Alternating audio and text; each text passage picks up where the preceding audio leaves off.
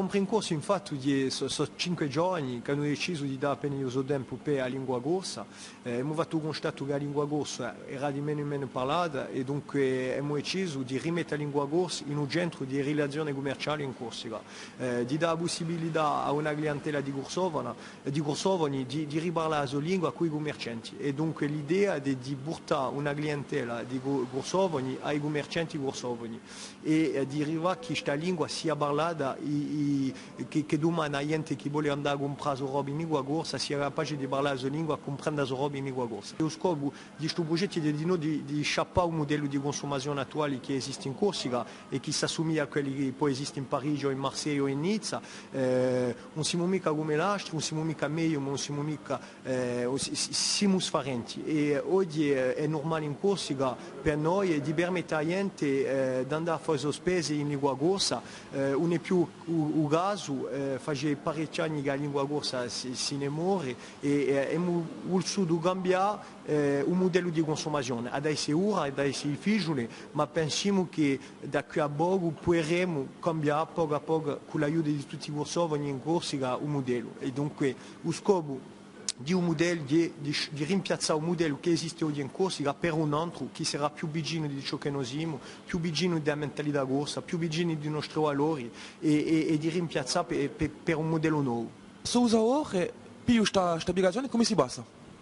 Via dentro il nostro telefonino e poi di cercare, ci sono parecchi modi di ricerca. C'è una geolocalizzazione che mi permette di trovare un commercio che mi interessa, per esempio cercare una panetteria o un supermercato o un affare così e c'è una lista di commerci e mi permette di trovare quello che è più vicino di voi e andare dopo in dove vi pare. Quanto al commercio ci sono di noi dopo una ficha con le persone di un commercio. Allora di sicuro dipende di un commercio, se andate in un artigiano per esempio, forse ci sarà una persona e sapete chi sarete sicuri di trovare chi si chi parla corso, perché c'è la ficha di una persona in un commercio. Dopo con i suoi commerci come bar o ristorante, forse ci sono parecchie persone che parlano, che sono in ficha di una società, ma può darsi che quando andate su commerci in due c'è assai mondo, non ci sarà mica che sia di sicuro chi parlerà corso, ma normalmente sapete quanto ci sono persone in dei commerci che parlano corso. Questo corso e io sempre parlo di corso di Mozzidellina quando era in paese con Mogacara e di voi che sono sortiti ho cominciato a dire che nel mio magazzino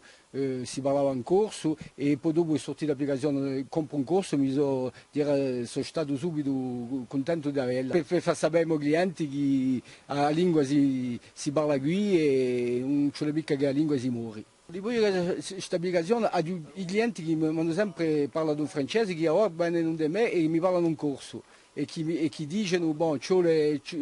come sappiamo che tu parli